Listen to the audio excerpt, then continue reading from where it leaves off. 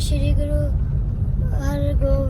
हरगोबिंद साहिब जी की याद विच सालाना जोड़ मेला मनाया जा रहा है। लाही साहिब विखे 10 गुरु साहिब ने चरण पाए हैं। इस जगह ते गुरु हरराय साहिब जी अते गुरु तेग बहादुर जी भी आए सन।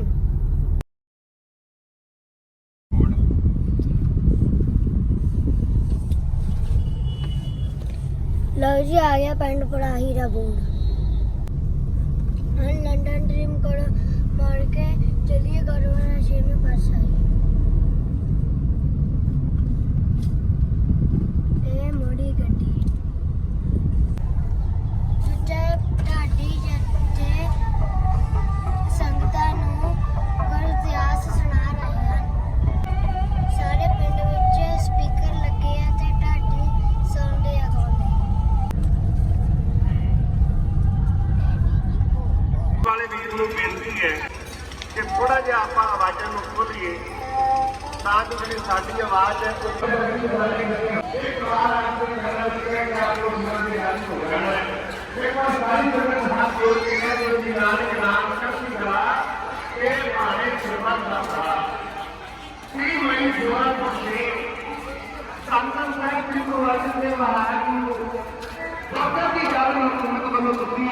शहीद कर दिता गया। सच्चे पातशाह की शहादत तो बाद गुरु हरगोबिंद महाराज गुरता गद्दी उत्ते विराजमान होए। सच्चे पातशाह ने 1609 में हरमंदिर साहिब के बिल्कुल सामने एक खड़े की उसारी करवाई जिसनों अकाल बुंगा ते अज आपां श्री अकाल तख्त साहिब कहते हैं। याद रखो हैरानी की हद हो जाती है। उस खड़े की तख्त की उसारी किसी कारीगर या राज मिस्त्री ने नहीं की। उसकी उसारी गुरु हरगोबिंद पातशाह महाराज जी ने 2 महान गुरसिखां नूं नाल लेके करवाई। वो गुरसिख किहड़े किहड़े ने? एक ने ब्रह्मज्ञानी बाबा बुढ़ा साहिब, दूसरे ने भाई गुरदास जी। गुरु ग्रंथ पातशाही जी का कथा लिखा है वो तीनों मिस्त्री राजना हाथ लगाए बुढ़ा और गुरदास लगाए। कितने कारीगर ने श्री अकाल तख्त साहिब की उसारी में अपना योगदान नहीं पाया, हाथ नहीं लाया। बाबा बुढ़ा साहिब के भाई गुरदास जी ने श्री अकाल तख्त साहिब की सूचना की थी। बाबा बुढ़ा साहिब जी ने पीढ़ी के श्री साहिब सच्चे पातशाह के गाते पवाइया। अकाल हो दब गया, अकाल तख्त साहिब की सिरजना हो गई। समय में चाल बदली। सच्चे पातशाह के पावन दरबार अंदर फौजा भर्ती होने लगियां, शस्त्र आने लगे, घोड़ियां दी भेटावां सच्चे पातशाह के पावन दरबार अंदर जोधे लेके हाजिर होने लगे। कहने लगे काबल तो संगत चली है। 2 मसंद तारा चंद बख्तमाल की रहनुमाई थले इन्हां मसंदां दे नाल आ रही संगत विच एक सेठ है, उसका नाम है करोड़ी मल। सच्चे पातशाह ने बड़ी रहमत की, बड़ा बड़ा कारोबार बख्शिश किया। जिवें मेरे तो पहला सत्कारयोग प्रधान साहब गुरु के सिखा दे नाम है, फिर ओदियां बख्शिश कीतियां होईयां दातां विचों दसवंध रूप अंदर भेटावां गुरु चरनां उत्ते लिया के अर्पण कीतियां जांदियां ने। सेठ करोड़ी मल नूं मेरे पातशाह ने बड़ा नवाजिया, कट्ठा तो लखा दा कर दिता है। ते अज चलिया पातशाह के दर्शन करने वास्ते। मन अंदर ख्याल आता है, कहता गुरु कहता है माया ना लेके आओ। गुरु कहता इतने हीरे जवाहरातां की लोड़ नहीं। गुरु कहता कीमती दिशालियां की लोड़ नहीं। इतने आने वाला चंगे हथियार लेके आवे, चंगे घोड़े लेके आवे, जवान फौजा में जाके भर्ती हो। कहता काबल के घोड़े बड़े प्रसिद्ध ने, क्यों ना होवे। जेड़ी दात मैनू गुरु ने दिती है वो तो दसवंध विचों मैं घोड़े लेके पातशाह के दरबार में आवा। आ गया मंडी में जिथे पशुओं की मंडी लगी हुई है। फिरता मंडी में लभदा है कोई अद्भुत जानवर मैनू लभे, मैं गुरु चरणों उत्ते जाके अर्पण करा। कोई मन नूं जितिया नहीं, कोई चंगा नहीं लगा। आखिरकार घुमदा एक जगह उत्ते पहुंचा जिथे 2 बड़े अद्भुत शानदार घोड़े बजे हुए सन। घोड़िया का मालिक लागे खलोता होया, सेठ करोड़ी मल लागे आया। आके आख्या गुरमुखा ये घोड़े बेचने, कहना बेचण वास्ते लेके आया, पर मैनू सवेर तो लैके हुण तक इन्हां घोड़ियां दा खरीददार नहीं लभा, इन्हां घोड़ियां नूं लैण वाला नहीं लभा, कोई खरीदण वाला नहीं इन्हां नूं। कहना क्यों? कहना इन्हां घोड़ियां नूं देख के लैण दी चाह हरेक दे मन विच आउंदी है, पर याद रखो जो मैं घोड़िया का मुल दसदा तो सारे पिछां चले जाते हैं। वो कहता घोड़िया का मुल देख के पिछां परत जाते हैं। तू मुल दस घोड़िया का। मैं घोड़े अपने वास्ते नहीं, मैं अपने गुरु के वास्ते खरीदने ने, तो मैं अपने आप को बेच के भी घोड़िया का मुल तार के घोड़े गुरु वास्ते लैके जावांगा। तू मुल दस। उन्हें आख्या वो कहता है दो घोड़े, इन्हां दा नाम है दिलबाग ते दिलबाग। एक घोड़े की कीमत है 1.25 लाख रुपया। उस वक्त की गल है जो गुरु हरगोबिंद पातशाह महाराज गुरता गद्दी ते विराजमान सन। 1.25 लाख रुपया दोवें घोड़िया की कीमत है 2.5 लाख रुपया। तार सकते ते घोड़े तेरे ने। उन्हें आख्या तारांगा, मैं नहीं तार सकता, मैं गुरु की कृपा के नाम तारा। 2.5 लाख रुपया दिता, घोड़े खरीदे। मन अंदर विचार आया 2.5 लाख के घोड़िया उत्ते मैं कमरे दियां काठियां पा के लेके जावां? नहीं, करोड़ी मल गुरु ने नवाजिया बड़ा, तेन बड़िया बख्शिशां तेरे उत्ते कीतियां ने। मैं एक घोड़े के मुल की काठी तैयार करके इन्हां घोड़ियां उत्ते पावांगा। हीरे जवाहरात पन्नियां दे नाल जड़ियां होईयां काठियां। विद्वान जी ने लिखे एक काठी की कीमत है 1.25 लाख रुपया। 1.25 लाख का घोड़ा 1.25 लाख की काठी पा के तैयार किया। याद रखो दोनों घोड़िया उत्ते काठियां पाइया। संगतां दे नाल बाणी पढ़दा, कीर्तन करदा, नाम जपदा, शुकराने करदा, सुंदरों का तुरबिया नाल कहने ने संगतां दा काफला लाहौर आया। बादशाह शाहजहां ने देखिया इन्हां कोल 2 घोड़े बड़े कीमती ने। मन बेईमान होया, ललचाइयां अखां दे नाल घोड़ियां नूं वेख के प्राप्त करन दा यतन कीता। इन्हां मुल तार के घोड़े लै लो। देखने आख्या बादशाह ये घोड़े वकाऊ नहीं, घोड़े गुरु हरगोबिंद साहिब की अमानत है। अमानत अंदर कदे खयानत नहीं करेगी, अमानत अंदर कदे खयानत नहीं करेगी। घोड़े गुरु के चरणों उत्ते लिया के पेटा करने ने। बादशाह ने तलवार के नाल सरकारी रोक के नाल घोड़े खोले। सिख बादशाह के पावन दरबार में पहुंचे।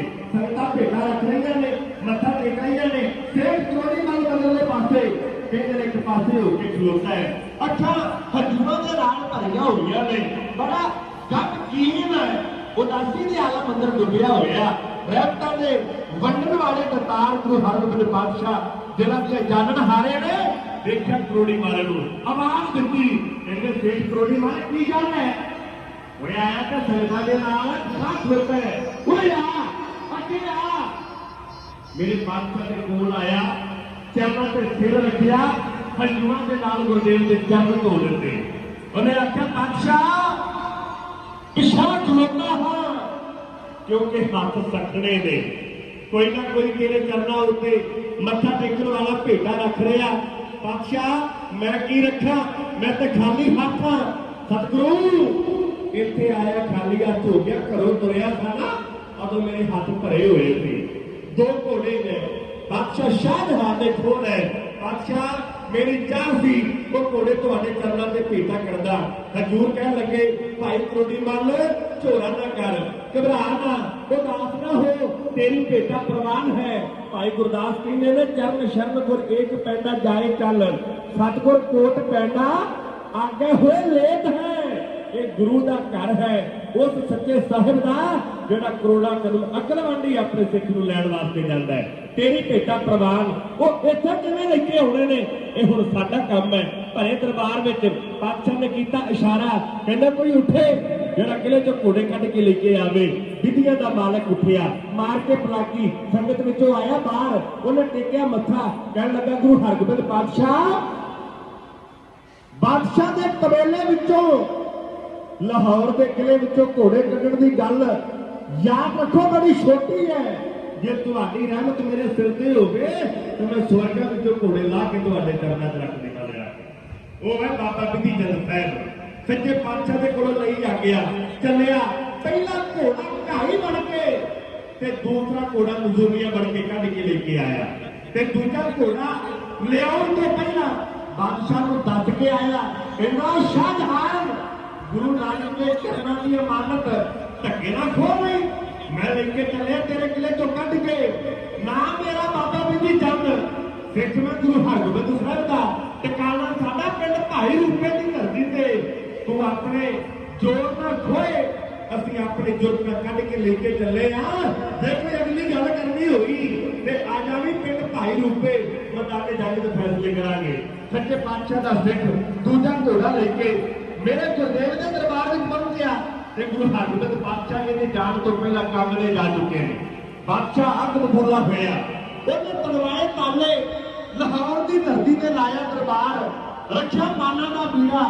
ਤਲਵਾਰ ਕੁੱਲ 94 ਜਰਨੈਲ ਹਿੰਦੁਸਤਾਨ ਦੇ ਸੱਦੇ ਨੇ ਇੱਕ ਬੁਲਾ ਕੇ ਸਭਾ ਕਹਿਣ ਲੱਗਾ ਕੋਈ ਜਵਾਨ ਇੱਥੇ ਜਿਹੜਾ ਆ ਮਾਨਾ ਵਾਲਾ ਬੀੜਾ ਚੱਬ ਕੇ ਤਲਵਾਰ ਦੀ ਮੁੱਠ ਤੇ ਪਾ ਕੇ ਹੱਥ ਗੁਰੂ ਨੂੰ ਘੋੜਿਆਂ ਸਮੇਤ ਬੰਨ੍ਹ ਕੇ ਮਾਰ ਕੇ ਮੇਰੇ ਸਾਹਮਣੇ ਲੈ ਕੇ ਆਵੇ ਬਾਦਸ਼ਾਹ ਬੋਲਿਆ ਪਹਿਲੀ ਵਾਰ ਬੋਲਿਆ ਤੇ ਕੋਈ ਮਾਂ ਦਾ ਪੁੱਤ ਨਾ ਉੱਠਿਆ ਬਾਦਸ਼ਾਹ ਦੂਜੀ ਵਾਰ ਕਹਿੰਦਾ ਕਿਸੇ ਦੇ ਦੌੜੇ ਨਾ ਫੜ ਕੇ ਬਾਦਸ਼ਾਹ ਗੁੱਸੇ ਵਿੱਚ ਆ ਕੇ ਕਹਿਣ ਲੱਗਾ ਮੈਨੂੰ ਤਾਂ ਇਹੋ ਲੱਗਦਾ ਹੈ ਜਿਵੇਂ ਮੈਂ ਹਿਜੜਿਆਂ ਦੀ ਫੌਜ ਭਰਤੀ ਕਰਕੇ ਬੈਠਾ ਹੋਊਗਾ ਇਹ ਯਕੀਨੀ ਜਰਨੈਲ ਏਦਾਂ ਦਾ ਨਹੀਂ ਜਿਹੜਾ ਗੁਰੂ ਦੇ ਮੁਕਾਬਲੇ ਤੇ ਚੜ ਕੇ ਜਾਵੇ ਸਿਆਣੇ ਕਿਹਨੇ ਨੇ ਮਰਦ ਨੂੰ ਤਾਨਾ ਤੇ ਲੱਕੜ ਨੂੰ ਸਾਨਾ ਪਾੜ ਕੇ ਸੁੱਟ ਦਿੰਦੇ ਨੇ ਜਦੋਂ ਆਖਿਆ ਬਾਦਸ਼ਾਹ ਨੇ ਕਿ ਮੈਂ ਹਿਜੜਿਆਂ ਦੀ ਫੌਜ ਭਰਤੀ ਕੀਤੀ ਹੈ ਉੱਠਿਆ ਆਹ ਕਾਬਲ ਦਾ ਸੂਬੇਦਾਰ ਲੜਾ ਦੇਖ ਉਹਨੇ ਪਾਈ ਕੂੜੀ ਨੇਤਰ ਕੀਤੇ ਲਾਲ ਆਪਣੀਆਂ ਗਾੜਾਂ ਦੇ ਵਿੱਚ ਰੱਖਿਆ ਪਾਣਾ ਦਾ ਬੀੜਾ ਚੱਪ ਕੇ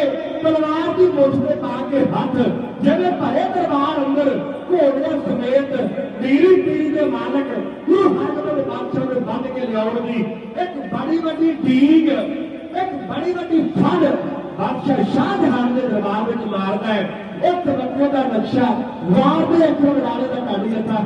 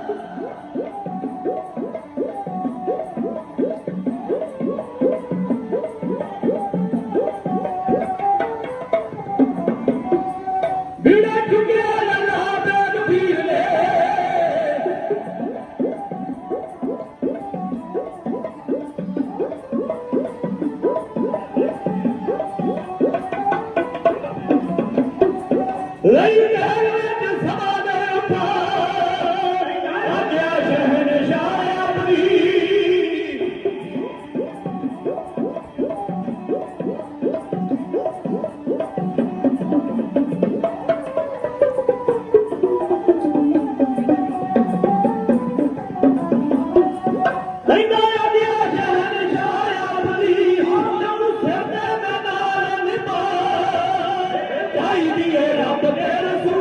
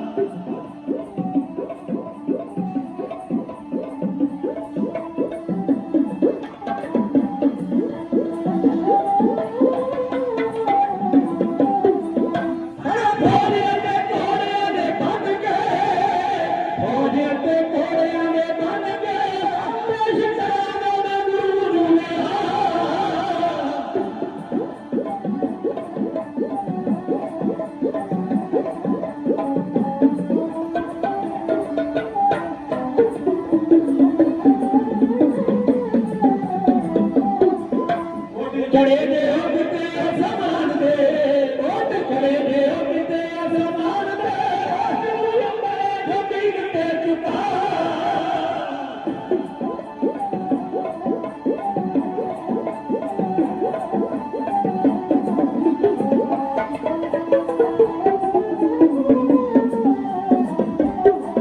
हाथ वेखणगे सूर पे जवान दे, हाथ वेखणगे सूर पे जवान दे,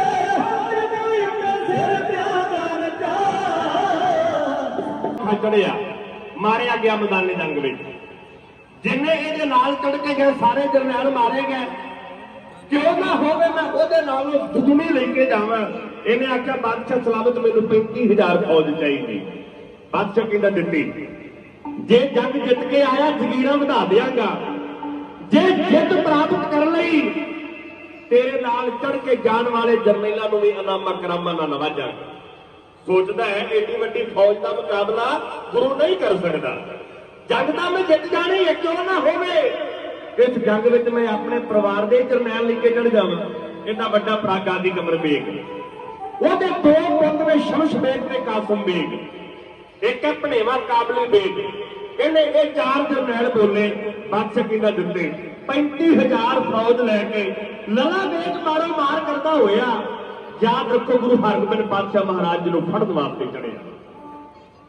मैं बेनती करा सरकारां सारा कुछ बर्दाश्त कर लेंदियां ने, पर सरकारां कदे ये गल्लां बर्दाश्त नहीं करदियां कि उन्हां दे राज अंदर कोई होर सरकार खड़ी होवे। गुरु हरगोबिंद पातशाह महाराज जी की वधदी ताकत, क्योंकि हिंदुस्तान दे हुक्मरान नूं लोग बादशाह कहंदे ने ते गुरु हरगोबिंद साहब सच्चे पातशाह नूं लोग सच्चा पातशाह कहंदे ने। किवें बादशाह जरेगा ये गल।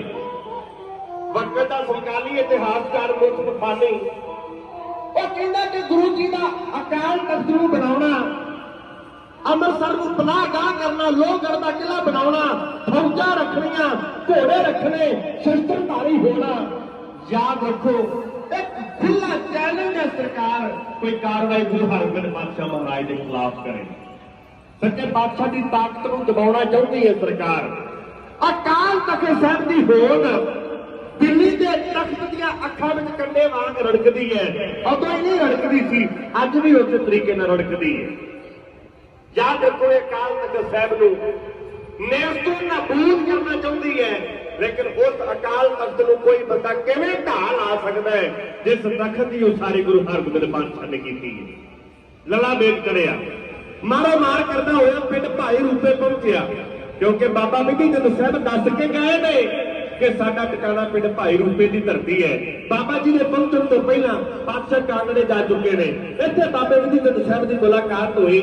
सच्चे पातशाह नूं पता लग चुका है कि हुण इह घोड़ियां दी गल किसी नतीजे तक पहुंचेगी। सच्चे पातशाह ने लहर ते महराज के विचकार पानी के छप्पड़ उत्ते कब्जा करके मोर्चाबंदी कर दी है। पिंड भाई रूपे लला बेग आया। जदों पता लगा कि पातशाह अगे जा चुके ने, इन्हें एक प्लान बनाया। कहना क्यों ना होवे पहले गुरु की फौज का सुर पता ला लिया जाए कि फौज कितनी को है। गुरु को किन्ने को घोड़े ने, किन्ने को हाथी ने, किन्ने को शस्त्र ने, किन्ने को सिख ने, जंग असीं किन्ने चिर विच जित जानी है। रणनीति तैयार की जाती है। याद रखो CID के बंदे फिरदे ने पाकिस्तान वालियां दे इधर इधर दे पाकिस्तान खूफिया विभाग चलता है ना। अकाल तख्त साहब उत्ते फौज ने घेरा पाया ते कुलदीप बराड़ कहंदा साडी CID ने सानू रिपोर्टां दित्तियां कि उन्हां कोले कोई वधिया हथियार नहीं। असीं जंग 2 घंटिਆਂ च जितण दा प्लान बनाया। कुलदीप बराड़ कहंदा पता लाउणा दुश्मन कोले किन्ना को असला है, किन्नी को फौज है, की रणनीति तैयार करनी है, जंग किन्ने चिर विच जित जानी है। ये CID वाले बंदे भेज दिंदे ने। इत्थे लला बेग कहंदा कि सुईया तैयार किया गया ये पता लाउण वास्ते कि गुरु हरगोबिंद पातशाह महाराज कोले फौज किन्नी को है, हथियार किन्ने को ने, घोड़े किन्ने को ने। ਉਹਦਾ नाम है हसन खां। उन्हें पाया सिखा वाला लिबास। कहते हैं कि जिसे गुरु हरगोबिंद पातशाह के सिख मोर्चाबंदी करते हैं, उन्होंने मोर्चे दे विच आ गया। बाबा बिधि चंद साहब बाबा जेठा बड़े तजर्बेकार ने।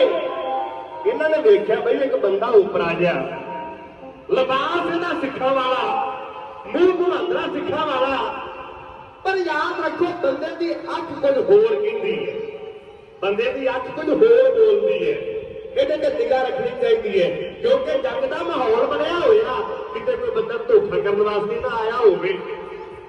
ਯਾਦ ਰੱਖੋ ਆਪਾਂ ਪਿੰਡਾਂ 'ਚ ਵਸਣ ਵਾਲੇ ਲੋਕ, ਜਦੋਂ ਸਾਡੇ ਪਿੰਡ ਵਿੱਚ ਕੋਈ ਓਪਰਾ ਬੰਦਾ, ਕੋਈ ਲਾਂਭਦਾ ਬੰਦਾ, ਕੋਈ ਬੇਪਛਾਣ ਬੰਦਾ ਮੋਟਰਸਾਈਕਲ ਉੱਤੇ ਬਾਜ਼ਾਰ ਵਿੱਚ ਗਲੀਆਂ ਵਿੱਚ ਦੋ ਗੇੜੀਆਂ ਮਾਰ ਜਾਵੇ ਨਾ, ਤੇ ਪਿੰਡ ਦੀ ਸੱਚ 'ਚ ਬੈਠੇ ਹੋਏ ਦਾਨੇ ਤੇ ਸਿਆਣੇ ਲੋਕ ਆਪੋ ਵਿੱਚ ਗੱਲਾਂ ਕਰਦੇ ਨੇ, ਉਹ ਕਹਿੰਦੇ ਨੇ ਆ ਬੰਦਾ ਸਾਡੇ ਪਿੰਡ ਦਾ ਨਹੀਂ, ਇਹ ਲਾਂਭਦਾ ਲੱਗਦਾ ਹੈ, ਜਾਂ ਕਿਸੇ ਦੇ ਘਰੇ ਪ੍ਰਾਹੁਣਾ ਆਇਆ ਜਾਂ ਕਿਸੇ ਦੇ ਘਰੇ ਕੰਮ ਆਇਆ, ਦੋ ਤਿੰਨ ਗੇੜੀਆਂ ਮਾਰ ਗਿਆ, ਲੱਗਦਾ ਘਰ ਨਹੀਂ ਲੱਭਦਾ ਇਹਨੂੰ।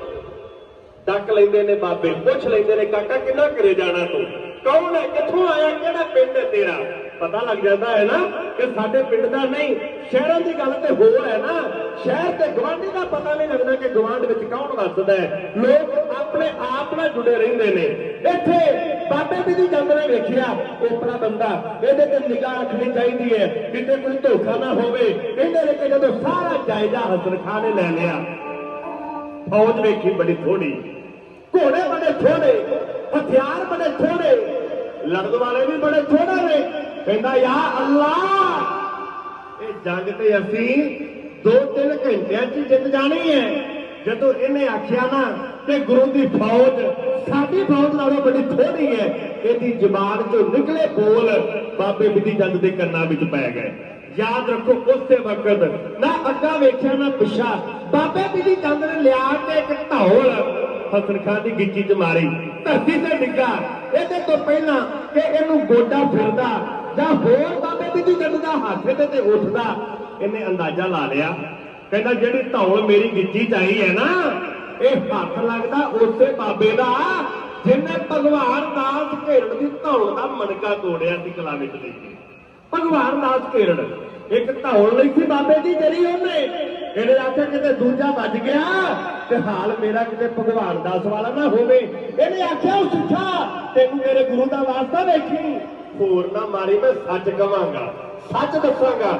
ਬਾਬਾ ਜੀ ਨੇ ਬੰਨ ਲਈਆਂ ਮੁਸ਼ਕਾਂ, ਬੰਨ ਕੇ ਮੁਸ਼ਕਾਂ ਸੁੱਟਿਆ ਗੁਰੂ ਹਰਗੋਬਿੰਦ ਸਾਹਿਬ ਦੇ ਚਰਨਾਂ 'ਚ ਲਿਆ ਕੇ। ਇਹਨੇ ਵੇਖਿਆ ਗੁਰੂ ਹਰਗੋਬਿੰਦ ਸਾਹਿਬ ਦਾ ਨੂਰਾਨੀ ਚਿਹਰਾ, ਤਖਤਾਂ ਉੱਤੇ ਮੇਰੇ ਪਾਤਸ਼ਾਹ ਬਿਰਾਜਮਾਨ ਹੁੰਦੇ, ਸੋਹਣੀਆਂ ਦੋ ਦਸਤਾਰਾਂ, ਹੀਰਿਆਂ ਜਿਹੜੀ ਕਲਗੀ, ਸੁਨਹਿਰੀ ਚੱਕਰ, ਮਸ਼ਹਿਰਿਆਂ ਨੂੰ ਤਾ, ਜ਼ਿੰਦਗੀ ਦੇਣ ਵਾਲੇ ਨੇਤਰ, ਸੱਜੇ ਖੱਬੇ ਢਾਕ ਤੇ ਮੇਰੀ ਪੀਰੀ ਦੀਆਂ ਤਿਸਰੀ ਸਾਹਿਬਾਂ, ਤੀਰਾਂ ਵਾਲਾ ਪੱਥਾ, ਮੋਢੇ ਕਮਾਨ, ਹੱਥ ਉੱਤੇ ਬਾਜ। ਮੇਰੇ ਪਾਤਸ਼ਾਹ ਦੀ ਸ਼ਾਨ ਜ਼ਬਾਨ ਨਾਲ ਬਿਆਨ ਨਹੀਂ ਕੀਤੀ ਜਾ ਸਕਦੀ।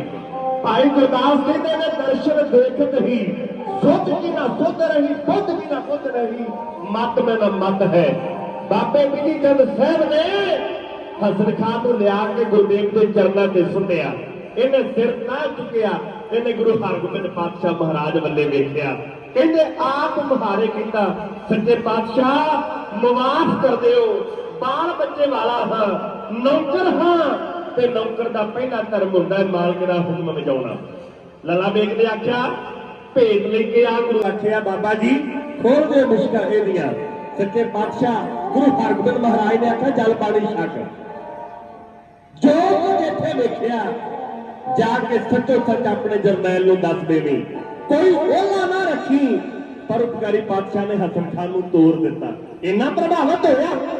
ਦੂਸਰੇ ਪਾਸੇ ਲੱਲਾ ਬੇਗ ਇੰਤਜ਼ਾਰ ਕਰਦਾ ਹੈ, ਅੱਖਾਂ ਦੇ ਉੱਤੇ ਰੱਖ ਕੇ ਹੱਥ ਵੇਂਦਾ ਦੂਰੋਂ ਲਾ ਕੇ ਨਹੀਂ ਜਾ ਆਇਆ ਨਹੀਂ ਹਸਨ ਖਾਨ, ਆਵੇ ਦੱਸੇ ਕੀ ਖਬਰ ਲੈ ਕੇ ਆਇਆ, ਗੁਰੂ ਕੋਲੇ ਕਿੰਨੀ ਫੌਜ, ਕਿੰਨੇ ਹਾਥੀ ਘੋੜੇ, ਕਿੰਨੇ ਸ਼ਸਤਰ ਨੇ। ਇਹਨੇ ਵੇਖਿਆ ਦੂਰੋਂ ਆਉਂਦਾ ਹਸਨ ਖਾਨ, ਕੁਝ ਸਿਪਾਹੀ ਨਾਲ ਲੈ ਅਕਲਵਾਂਡੀ ਤੁਰ ਗਿਆ। ਕਹਿੰਦੇ ਨੇ ਤੇ ਆ ਕੇ ਹਸਨ ਖਾਨ ਨੂੰ ਵੇਖਿਆ, ਕਹਿੰਦਾ ਉਹ ਹਸਨ ਖਾਨ ਚੰਗਾ ਭਲਾ ਗਿਆ ਤਾਂ ਉਹ ਗਿੱਚੀ ਬੜੀ ਲਾਲ ਹੈ, ਉਹ ਲੀੜੇ ਲਿਬੜੇ ਹੋਏ ਨੇ, ਕੀ ਹੋਇਆ? ਚੱਲ ਛਾੜੇ ਗੱਲਾਂ, ਇਹ ਦੱਸ ਖਬਰ ਕੀ ਲੈ ਕੇ ਆਇਆ, ਕਿੰਨੀ ਫੌਜ ਹੈ ਗੁਰੂ ਕੋਲ, ਉਹ ਜੰਗ ਕਿੰਨੇ ਚਿਰ ਵਿੱਚ ਆਪਾਂ ਜਿੱਤ ਜਾਣੀ ਹੈ। ਹਸਨ ਖਾਨ ਨੇ ਆਖਿਆ ਸੂਬੇਦਾਰ ਸਾਹਿਬ ਤੁਹਾਡੇ ਕੋਲੋਂ ਧਨ ਲੈ ਕੇ, ਤਨਖਾਹ ਲੈ ਕੇ ਮੈਂ ਆਪਣੇ ਬੱਚੇ ਪਾਲਦਾ, ਤੁਹਾਡੀ ਜਾਨ ਦੀ ਖੈਰ ਮੰਗਦਾ, ਤੁਹਾਡੇ ਪਰਿਵਾਰ ਦੀ ਸੁੱਖ ਮੰਗਦਾ, ਤੁਹਾਡਾ ਲੂਣ ਖਾਦਾ ਤੇ ਯਾਦ ਰੱਖੋ ਨਮਕ ਹਰਾਮੀ ਨਹੀਂ ਕਰਾਂਗਾ, ਤੁਹਾਡੇ ਖਾਧੇ ਲੂਣ ਦਾ ਹੱਕ ਅਦਾ ਕਰਦਾ ਹੋਇਆ ਮੈਂ ਤੁਹਾਨੂੰ ਕਹਿਣਾ ਕਿ ਮੈਦਾਨੇ ਜੰਗ ਛੱਡ ਕੇ ਵਾਪਸ ਚਲੇ ਜਾਓ। ਜੰਗ ਬੰਦ ਕਰ ਦਿਓ, ਨਹੀਂ ਜਿੱਤ ਸਕਦੇ ਆਪਾਂ। ਲਾਲਾ ਬੇਗ ਕਹਿੰਦਾ ਕਿਉਂ, ਫੌਜ ਜ਼ਿਆਦਾ ਗੁਰੂ ਕੋਲ? ਕਹਿੰਦਾ ਜੀ ਨਹੀਂ। ਕਹਿੰਦਾ ਫਿਰ ਕਾਰਨ ਕੀ ਹੈ? ਗੁਰੂ ਕੋਲ ਘੋੜੇ ਹਾਥੀ ਸ਼ਸਤਰ ਜ਼ਿਆਦਾ, ਕੀ ਵੇਖਿਆ?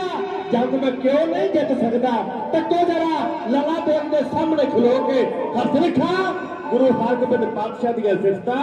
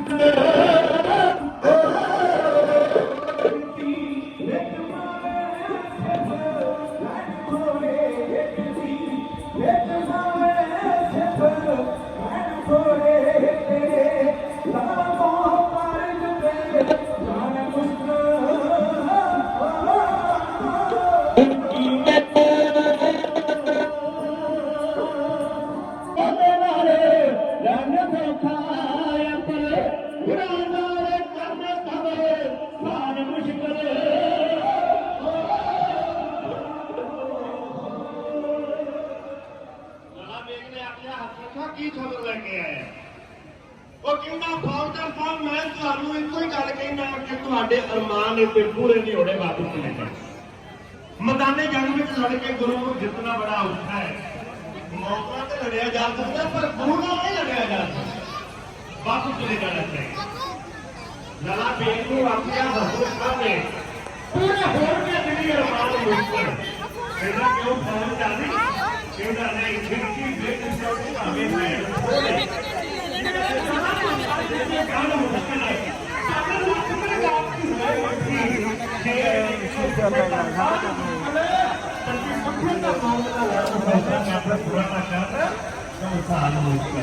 मौका लगना सुखाड़ा परसों के पासों महाराज का लड़ना तो कैसे सुखने बैठे एक तेरे अरमान पूरे नहीं हो तो कहना मेरे क्यों लगता है जिਵੇਂ ਕਹਿੰਦੇ ਨੇ ਸੰਗਤ ਵਿੱਚ ਬੈਠ ਕੇ ਜਿਹੜੀ ਦੇਖ ਕਰਾ ਪ੍ਰਸ਼ਾਦੀ ਕਰਵਾਉਂਦੇ ਆ ਨਾ ਉਹ ਸੱਚ ਨਹੀਂ ਹੈ।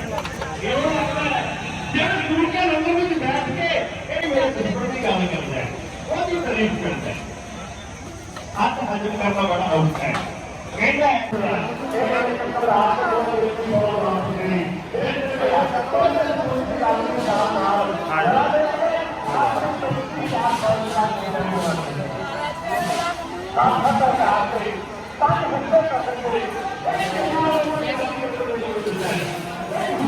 लेट हो जाता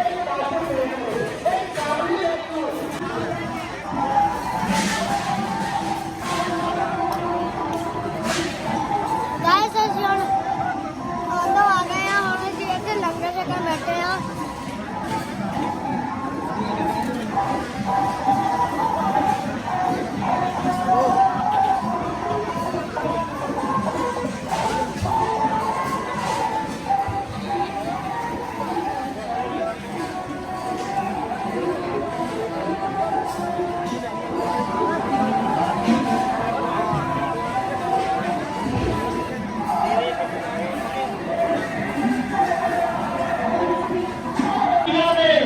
फिर शमा ते मौत पतंग झुरमत है सदके मौत तो कई जवानियां ने शीतल अज तलवार की भेंट होना तला विच कई जेड़ जवानियां ने शमश बेग बाबा बिधु चंद मैदाने जंग विच ने इत्थे ये नहीं कि बाबा बिधु चंद सिर्फ साडे ने असीं कहिए भाई साडा बाबा बड़ा तगड़ा है शमश बेग साडा दुश्मन है वो माड़ा है नहीं बापू सीतल जी कहते ने दोवें ही बराबर दे ने कोई निंदर सह वाली गल ही नहीं इक्को जिन्ना जोर इक्को जिन्नी विद्या पढ़न वाले इक्को जिन्ने शस्त्र विद्या विच निपुण ने मैदाने जंग विच आए एक दूजे दे गल पै गए ने वध के करदे ने वार कीतियां तीरां दी वर्खा पत्ते होए ने खाली तलवारें छुट्टे लड़दे जवानां दियां तलवारां टुट गईयां आखिरकार पहलवानां दे वांग मैदाने जंग विच एक दूजे दे नाल गुੱਠਮ ਗੁੱਠਾ हो के जित हार दा फैसला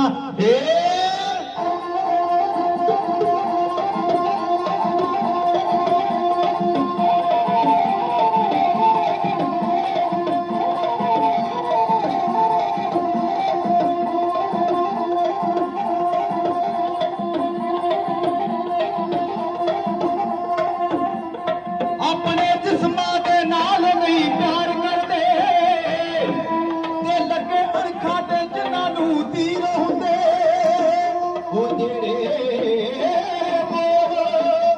जबान जो कढ दिंदे सच जाणे लोहे लकीर हुंदे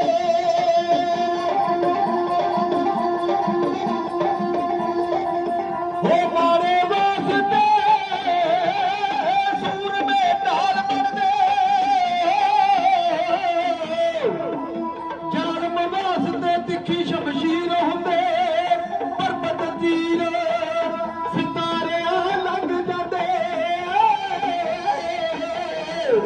जोदे जगते मर खीर हुंदे हाँ जोदे जगते मर खीर हुंदे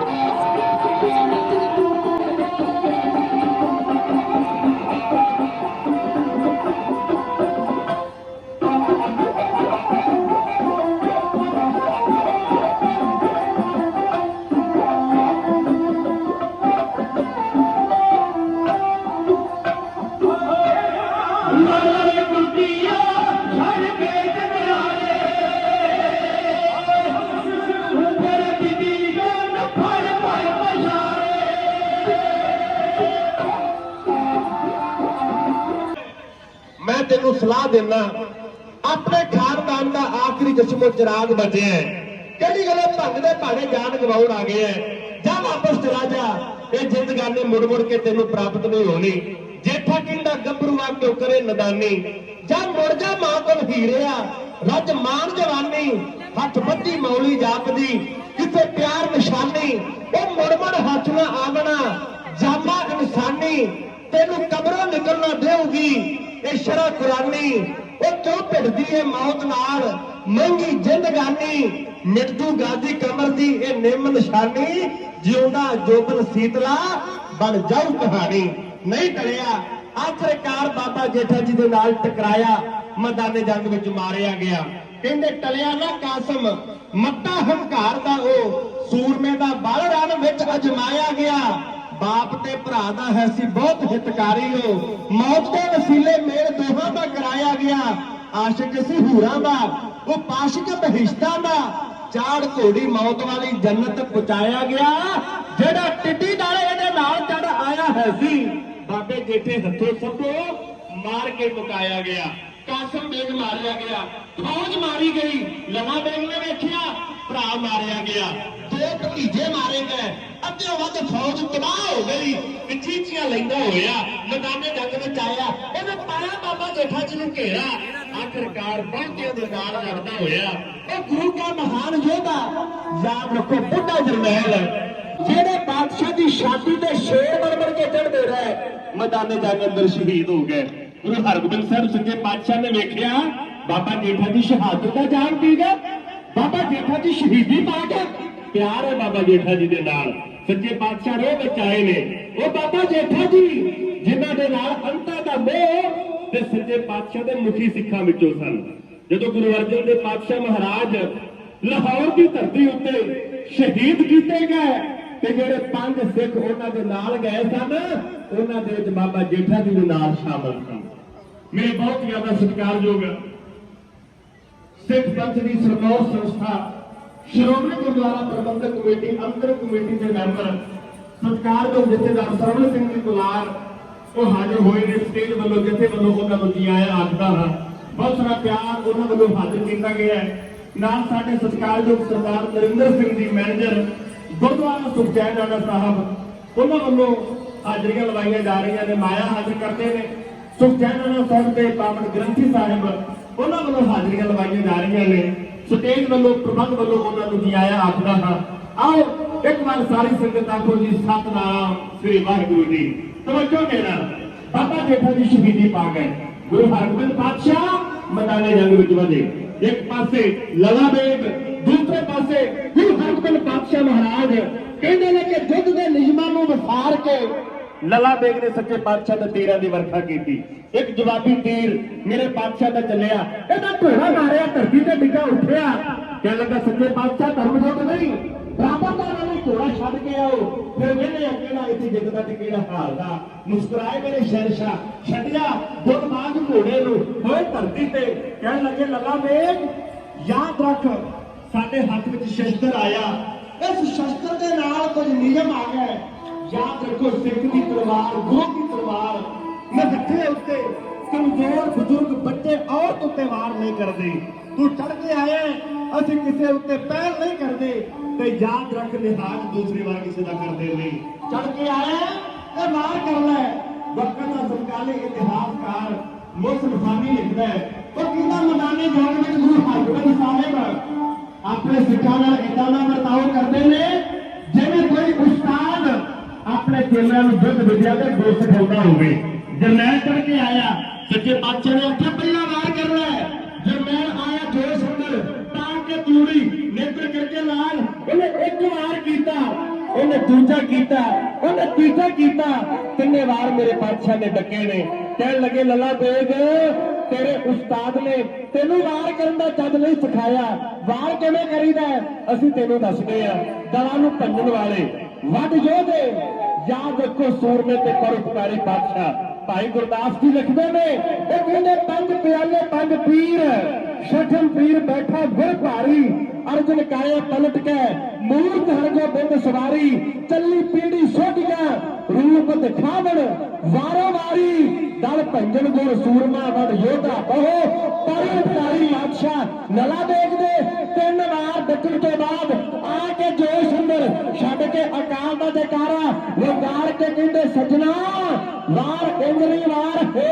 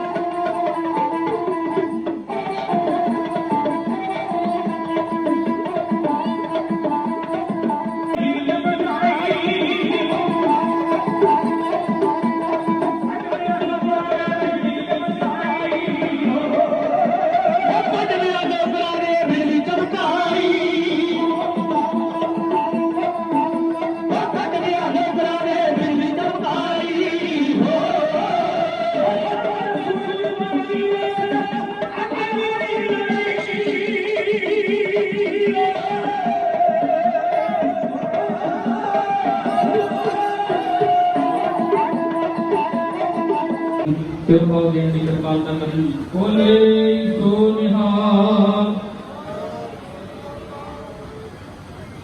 मैं जब सरदार मनिंदर सिंह जी बोले सो निहाल,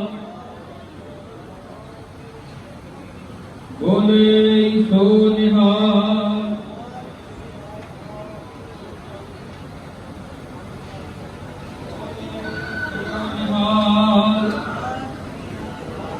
पत्रकार वीरां नूं भी बेनती है कि वो भी सिरपाल लैण की कृपालता करन जी। श्रोमणी गुरुद्वारा प्रबंधक कमेटी गुरुद्वारा सच्चा आनंद साहब वालों संगतां नूं हाज़री प्रवान करन लई ਉਪਰੰਤ ਜਸਵੰਤ ਸਿੰਘ ਜੀ ਜੋਸ਼ ਕਾਲੀਆਂ ਭਰਨਗੇ। ਉਸ ਤੋਂ ਪਹਿਲਾਂ ਜਥੇਦਾਰ ਸਰਵਣ ਸਿੰਘ ਜੀ ਕੋਲਾਰ 5 ਮਿੰਟ ਵਾਸਤੇ ਸਿੱਖ ਸੰਗਤਾਂ ਦਾ ਧੰਨਵਾਦ ਕਰਨਗੇ। ਵਾਹਿਗੁਰੂ ਜੀ ਕਾ ਖਾਲਸਾ ਵਾਹਿਗੁਰੂ श्री गुरु ग्रंथ साहब जी की पावन गोद मेरी अगे पीढ़ी के बालक श्री गुरु हरगोबिंद साहब जी का आगमन गुरपुरब से गोता कबी को समर्पित सालाना जो मेला जो बहुत लंबे समय तो इस इतिहासक नगर पराही विखे चलाया जा रहा है। तो अज गुणवती गुरु साध संगत वाहिगुरू जी का खालसा वाहिगुरू जी की फतेह। पंज प्याले पंज पीर शरण पीर बंधा गुर भारे अर्जन काया पंच मूर्त हर गोबिंद सवारे कली पीढ़ी जोधिया रूपत ठाकुर बारो बारी गल भंजन को सूरमा बल जोधा को परपकारी। तो किड्डा जोधा सी किड्डा परपकारी से ये इतिहास अपना ढाबी जथिया पासों सरवण कर रहे हो जो करना है। तो ये बड़िया बख्शा इस नगर से इस इलाके में धन गुरु हरगोबिंद साहब जी ने अपने पवित्र चरण पा के इस बाबे को अपने चरणों के नाल लाया। तो अब सानू माण है कि साडे इस इलाके के जिते इस इतिहासक स्थान से 3 गुरु साहिबान ने अपने पवित्र चरण पाए। उसे ही अपने गुरुद्वारा सचैना साहब जिसे जग तो बादशाह को सबके चैन प्राप्त किया उसे भी बहुत बड़े जरूर मिले एक ऐतवार आकावारी प्रोग्राम जो लगे आप बड़ी गिनती में संख्या जुड़ी। हरगोबिंद साहब जी का जो अमृत पर्व है वो 3 जुलाई को हरेक साल मनाया जाएगा। तो इस बार भी 3 जुलाई को ऐतवार को बड़ा प्रोग्राम मनाया जाएगा। ये अमृत संचार करवाया जा रहा है। जिन्हें ने अमृत नहीं छकिया वो गुरु वाले पढ़िए क्योंकि गुरु वाले बनने वास्ते पीवो पौर ठंडे घाट हुए जन्म सहेगा प्रथम वाले गाल ठंडे की तो पहुंच। तो इस करके सच्चे पातशाह कृपा कर इस नगर से बहुत बड़ी कृपा कर दो। हरगोबिंद साहब जी ने इतने जो उन्होंने बख्शिशां भी आगे पढ़ाई पूरी दुनिया के छाया हुआ। पढ़ाई का कोई भी कितने भी जाए वो अपना नाम आप बना लेता है। गुरु महाराज की बख्शिश है। तो इस तरह सरदार धन सिंह जी पढ़ाई उन्होंने पाए पूरे पाए कले इस इलाके में पूरे दुनिया के महापुरुषों पढ़ाई किस तरह लोगों की सेवा की जा सकती है, किस तरह समाज की सेवा की जा सकती है, किस तरह विकास किया जा सकता है। उस तरह हम भाई सुरेंद्रपाल सिंह जी के होर सारे इन्होंने टीम वो कर रही है। गुरु महाराज कृपा करे ये अपनी रहमत इस तरह प्रबंधक के बुलाई रखन इस तरह जो मेले आप मनाते रहिए। धन गुरु हरगोबिंद साहब जी का धन गुरु तेग बहादुर साहब जी का आशीर्वाद जो वो प्राप्त करिए। तो चंदन प्रोग्राम चलना दुनिया सरकार को बहुत बहुत बधाई। गुरु महाराज सबकी हाजिरियत प्रवान कर आओ आप संकल्प करिए जो गुरु साहब ने सानू सिखा दिते आ उन्होंने चल के एको कागज श्री अकाल तख्त साहब जेड़ा किसी भी होर तक जोड़े ये अगे नहीं चलेगा वो अकाल तख्त से ही चुकेगा। उस अकाल तख्त के जो हुक्म जो होंगे इकट्ठे होकर अपना वो एकत्र मिलो मेरे भाई लोग का दूर करो निर्वाए हर नामे के हो गई दूसरी करों को मैं सभा बिछाए सारे एकजुट हो गए पंच की चढ़ती कला वास्ते जूझिए और एक दूसरे का साथ दीजिए। बहुत बहुत बधाई। वाहिगुरू जी का खालसा वाहिगुरू जी की फतेह। वाहिगुरू जी का खालसा वाहिगुरू जी की फतेह। धन्यवाद जैसा सरपंच जी भरा उन्होंने कि वो अपने जिले भले समय जो समा कट के इतने पहुंचे। धन्यवाद मैनेजर साहब भाई नरेंद्र सिंह जी का जिन्होंने इस प्रबंध में बहुत बड़ा योगदान दिता है। अज श्रोमणी कमेटी तो जथे आए हैं वो सारा योगदान इन्हों का ही है। और साढ़े भाई अमृतपाल सिंह जी भाई रविंदर सिंह जी वो भी पहुंचे ने सुखचैन साहब तो गुरु घर के वजीर ने उन्होंने भी इतने आने के बहुत बहुत जी आया। धन्यवाद भाई साहब भाई जगदीश सिंह जी बराड़ा जिन्होंने अपनी मसूसियत को समा कढ़ के साढ़े नाल साडियां संगतां दे नाल गुर इतिहास राही सांझ की है और गुरबाणी के नाल संगतां नूं जोड़े है। क्योंकि ਆਉਣ ਵਾਲੇ ਸਮੇਂ ਦੇ ਵਿੱਚ ਸਾਨੂੰ ਆਪਣੀਆਂ ਪੁਰਾਣੀਆਂ ਰਹੁ ਰੀਤਾਂ ਨਾਲ, ਪੁਰਾਣੀਆਂ ਰਵਾਇਤਾਂ ਦੇ ਨਾਲ ਜੁੜ ਕੇ ਚੱਲਣ ਦੀ ਲੋੜ ਪੈਣੀ ਹੈ। ਸਮੇਂ ਦੇ ਵਿੱਚ ਬਹੁਤ ਵੱਡਾ ਜਿਹੜਾ ਬਖੇਰਾ ਖੜਾ ਹੋ ਗਿਆ ਹੈ, ਉਹਦੇ ਲਈ ਸਾਨੂੰ ਆਪਣੇ ਜਿਹੜੇ ਪੁਰਾਣੇ ਸੰਸਕਾਰ ਨੇ, ਬਜ਼ੁਰਗਾਂ ਦਾ ਸਤਿਕਾਰ ਔਰ ਛੋਟਿਆਂ ਨੂੰ ਪਿਆਰ ਕਰਨ ਵਾਲੀ ਗੱਲ, ਉਹ ਸਾਨੂੰ ਅੱਗੇ ਲੈ ਕੇ ਆਉਣੀ ਪੈਣੀ ਹੈ। ਲਾਲਚ ਨੂੰ ਤਿਆਗ ਕੇ ਸਮੇਂ ਅਨੁਸਾਰ ਆਪਣੇ ਬਾਣੀ ਦੇ ਧਾਰਨੀ ਹੋ ਕੇ ਸਾਨੂੰ ਜਿਹੜੇ ਦਸਵੰਧ ਦੀ ਜਿਹੜੀ ਹੈ ਪ੍ਰਥਾ ਉਹ ਕਾਇਮ ਕਰਨੀ ਪੈਣੀ ਹੈ, ਕਿਰਤ ਵੀ ਕਰਨੀ ਪੈਣੀ, ਨਾਮ ਵੀ ਜਪਣਾ ਪੈਣਾ ਔਰ ਦਸਵੰਧ ਦੇ ਰੂਪ ਵਿੱਚ ਲੁਕਾਈ ਨਹੀਂ ਖਲਕਤ ਨਹੀਂ ਆਪਣਾ ਜਿਹੜਾ ਦਸਵੰਧ ਦੀ ਰਕਮ ਉਹ ਰਾਖੀ ਵੀ ਕਰਨੀ ਪੈਣੀ ਹੈ। ਇਹ ਵੀ ਸਾਡੇ ਗੁਰੂ ਦਾ ਸਾਨੂੰ ਹੁਕਮ ਹੈ, ਕਾਲ ਕਰਕੇ ਛੱਤੋਂ ਦੇ ਰਾਮ ਤਰ੍ਹਾਂ ਪਛਾਣੇ ਸੇ। ਸੋ ਮੈਂ ਇੱਕ ਵਾਰ ਫਿਰ ਤੋਂ ਇਹਨਾਂ ਨੂੰ ਧੰਨਵਾਦ ਕਰਦਾ ਹੋਇਆ ਜੀਵਾਂ ਆਖਦਾ ਹਾਂ, ਯਾਨੀ ਜਸਵੰਤ ਸਿੰਘ ਜੀ ਜੋਸ਼ ਜੋ ਤੁਹਾਡੇ ਦਾ